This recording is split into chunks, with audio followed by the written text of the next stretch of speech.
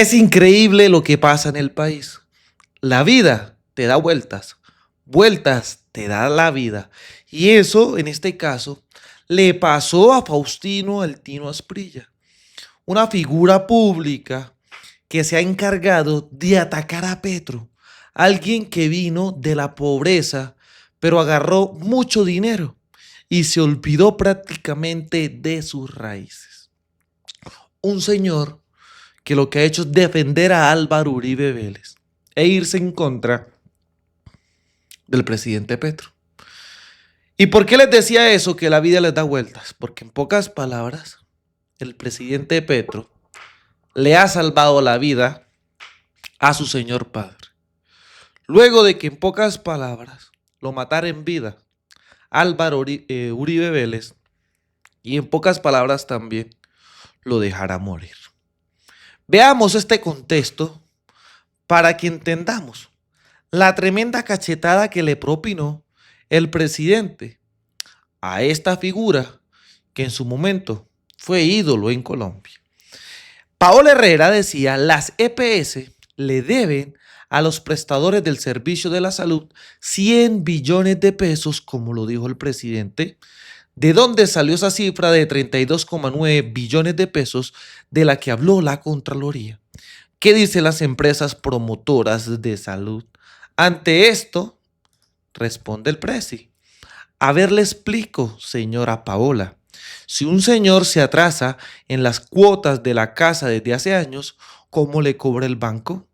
¿Acaso el banco no le aplica el índice de inflación a la deuda del señor por cada año de mora y le pone la tasa de interés real cada año y demora?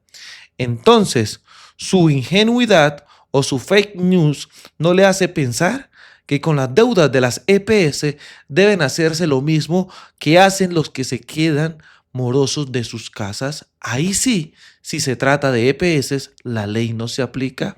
Y dos, ¿acaso si el señor quiebra y se liquide y se declara pobre de solemnidad y solo da una opción de pago, las monedas que le quedan en el bolsillo, los acreedores ponen en su contabilidad que la deuda que no pagó el señor es una deuda de difícil cobro?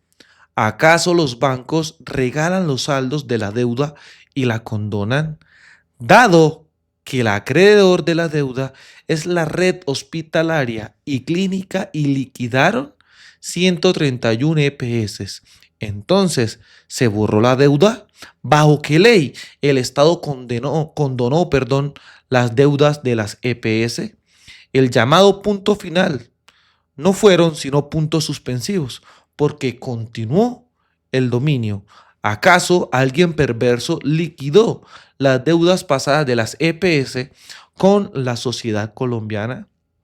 La deuda de las EPS son clónicas, quiso decir crónicas, y hospitales no las condonó la sociedad colombiana, porque el dinero en juego era el dinero del pueblo colombiano al que desfalcaron. Y sumamos esa deuda del año 93 a la cual debe agregársele el deflactor de inflación y la tasa de interés real anual, como lo hacen en cualquier deudor ciudadano. ¿Y cuánto sumarían esas deudas de las EPS si se le aplica la ley, señora Paola? Es decir, si se trae en el valor constante en pesos de hoy en el 2025. Pero lo peor de esta historia es que lo dejaron de pagar. Se fue a los patrimonios personales de los dueños de las EPS. Y ellos sí las metieron a bancos y negocios a los que sí les dieron tasas de interés y tasas de ganancias. Dejen de engañar al pueblo. Aprenda a diferenciar un cuadro en el tiempo con cifras en pesos corrientes con otro con cifras en pesos constantes. Las y los economistas necesitamos valores reales y por eso estudiamos las cifras con pesos constantes. La deuda de las EPS con la sociedad y la vida es enorme y determinan el colapso de la Ley 100, pero podría también determinar el colapso de la vida colombiana si no se reforma. Contundente el mensaje del precio, que esto no era la única. Recordemos lo que también en este caso hablaba la Superintendencia de Salud del señor Giovanni Rubiano. Acá lo que vimos claramente era que esos medicamentos estaban codificados para Sura y para Famisanar e identificamos claramente para esas dos EPS porque el ejercicio fue así, con ese análisis doble en esas dos EPS, Sura y Famisanar, y estaban codificados para cada una de esas EPS y efectivamente no tenían el suministro de medicamentos para el convenio de Famisanar e incluso algunos medicamentos de Sura. Entonces aquí no estamos confundidos. Estamos levantando un tapete donde debajo se guardó toda la mugre. O sea, presiono que no entrego el medicamento, así yo sepa que se va a morir, para que el gobierno entonces me pague una deuda del pasado. Así no es, señores gestores, así no es. Y esto lo saben perfectamente los anteriores superintendentes y ministros. Hoy lo que estamos haciendo es revelando una realidad que estaba oculta.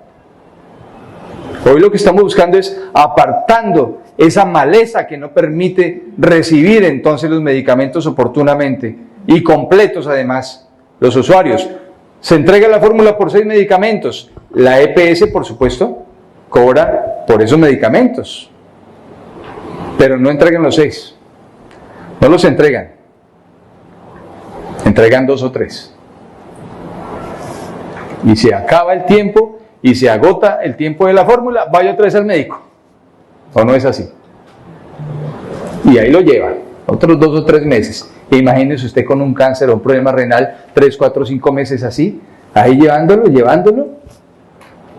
y punto. ¿Que por qué no me pagan? Cuentas del pasado, no estamos hablando de hoy, del pasado, 4, 5, 6, 10 años atrás.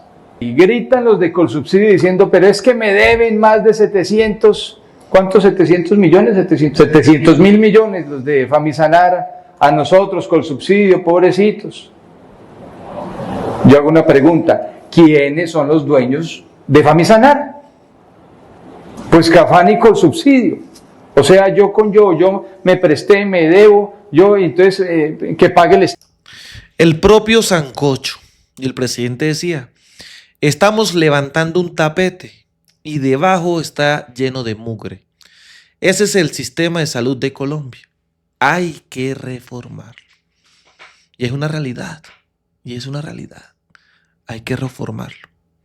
Incluso la Contraloría termina de anunciar que la cifra de las deudas de las EPS a corte del 2024 ascienden a 32,9 billones y que esto está totalmente soportado y como dice el presidente, está levantando el tapete y se está encontrando el mugre. ¿Por qué todo este análisis? Para que ya entremos en contexto con lo del Tino Asprilla.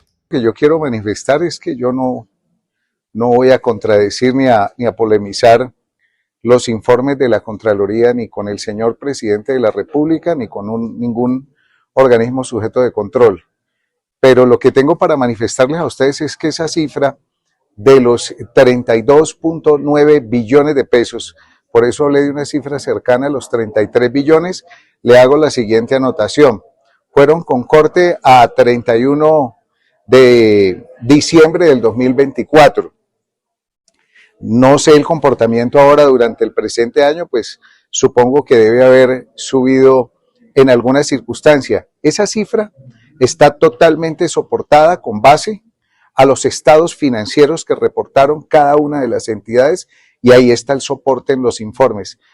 Por lo tanto, pues no puedo ni argumentar ni sustentar la cifra de 100 billones que da el señor presidente de la República. Supongo que él con todo su equipo técnico del ministerio y de la superintendencia pues tendrá herramientas, me imagino, para sustentarles a ustedes y a todos, porque una cifra de 100 billones, imagino yo que será porque están todas las cifras de las entidades liquidadas y demás desde el inicio de la ley, me imagino yo, pero el ejercicio que nosotros realizamos es de las 29 EPS, de las cuales manifestamos que 6 son las que cumplen con esos indicadores. Ese es un informe de carácter técnico que a través del vicecontralor tuvo la oportunidad con los diferentes medios de comunicación de sustentarlo, que tiene todo el rigor y el carácter técnico y sobre el que me ratifico integralmente como Contralor General de la República, sobre todo en lo manifestado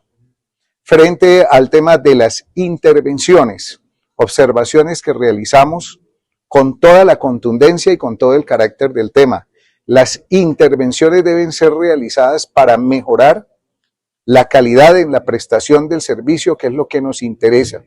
La invitación que yo quiero realizarle al gobierno nacional, si se le permite, al señor presidente de la República, de igual manera a su ministro de Salud, al señor superintendente, al director de la ADRES, pero de la misma manera a los señores presidentes de las EPS y a los miembros del Congreso de la República, es que de manera muy tranquila, de manera muy sosegada, analicemos los diferentes factores que existen, ojalá con un rigor y un carácter eminentemente técnico. Flaco favor se hace cuando estas discusiones, sobre todo, que tienen que ver con la vida de los pacientes, les vamos a colocar nosotros un tinte de una circunstancia de carácter netamente político. El ánimo nuestro es única y exclusivamente que se realice de manera ponderada. Por eso realicé y ordené una visita a la nueva EPS a través de la Dirección de Información de Análisis que se encuentran allá, porque pues no me llegaron la información. Al Contralor no le gusta nada. Y como veíamos la explicación del señor presidente, o sea, desde el 93 no se suman los intereses, no se suman cada uno de esos aspectos que ayudan a que la deuda crezca. Los intereses normales real de cada año. Obviamente que esto asciende, porque es que Petro los tiene jodidos. Y es impresionante cómo la prensa del establecimiento y los políticos siguen tratando de moldear lo que ha sucedido. ¿Por qué todo este contexto? Porque esto ha generado caos en este tipo de circunstancias en la vida de los colombianos. Y uno que le salvaron la vida fue al propio papá del Tino Asprilla. ¿Qué es lo que sucede? Miren lo que dice Semana. El Tino Asprilla contó delicada situación que vivió y lanzó dardo al gobierno Petro. Casi lo dejan morir. El exfutbolista hizo la denuncia a través de las redes sociales.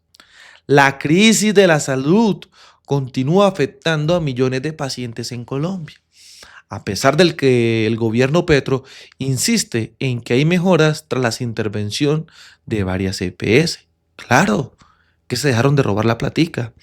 De hecho, se volvió común que en redes sociales los pacientes denuncien escasez de medicamentos e irregularidades en la prestación del servicio por parte de varias instituciones médicas. Pues por lo mismo, porque Petro le está pagando puntualmente las EPS y la EPS no está girando los recursos necesarios. Ahora es culpa de Petro cuando el sistema ni siquiera funciona, cuando ni siquiera ayudan a que estos señores se reforme con una reforma a la salud. A propósito, el exfutbolista de la Selección Colombia, Faustino El Tino Asprilla, reveló el drama que vivió con su papá en un hospital de Tuluá. Ya aprovechó para lanzarle un dardo al gobierno Petro por la intervención de las EPS en el país. Lo anterior se presentó luego de que el papá del Tino Asprilla, Diego Asprilla, de 92 años, lo tuvieran que llevar hasta el Hospital Tomás Uribe tras descompensarse. En pocas palabras, le salvaron la vida. Estas son las condiciones de los hospitales en Tuluá, que está colapsado. Les tengo que contar la historia de lo que le pasó a mi papá. La tristeza que se está viviendo aquí en Tuluá es una cosa muy berraca. Es una cosa increíble lo que vivió mi papá el domingo por acá, por un problema que tuvo que se descompensó. Casi lo dejan morir aquí en Tuluá, porque las EPS están intervenidas y miren el problema. Se escucha decir al Tino en un video que subió a sus historias de Instagram. Pero venga, Tino, ¿quién es el problema? No la ley 100 de Álvaro Uribe Vélez. ¿Y qué es lo que está haciendo Petro? Tratando primero de poner en orden la salud, porque nos hemos dado cuenta, y como lo explicó el presidente, que los poderosos y dueños de las EPS han utilizado la plática, señores, en este caso. ¿Para qué? ¿Para qué? Para enriquecerse. Y le deben a cada uno de los centros médicos, a los profesionales, a las personas que hacen parte de este sistema. Todos atacan a Petro, pero la pregunta es, ¿ha habido por parte del uribismo alguna manera de tratar de reformar la salud en Colombia? No, señores.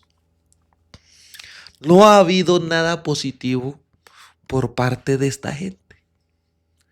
Y esa es la gran incógnita. ¿Por qué? Porque es muy fácil de responder, dice incógnita. Porque no quieren que se les dañe el meganegocio. Y mire lo que sigue. Vale recordar que en medio de la crisis de la salud por la que atraviesa el país, la Superintendencia de Industria y Comercio confirmó el pasado miércoles 11 de junio que autorizó a las nuevas EPS intervenidas por el gobierno para que realicen la negociación conjunta y directa de medicamentos con los agentes farmacéuticos. La decisión la tomaron después de que comprobaran que este acuerdo es necesario para la estabilización del sistema general de seguridad social en salud en Colombia.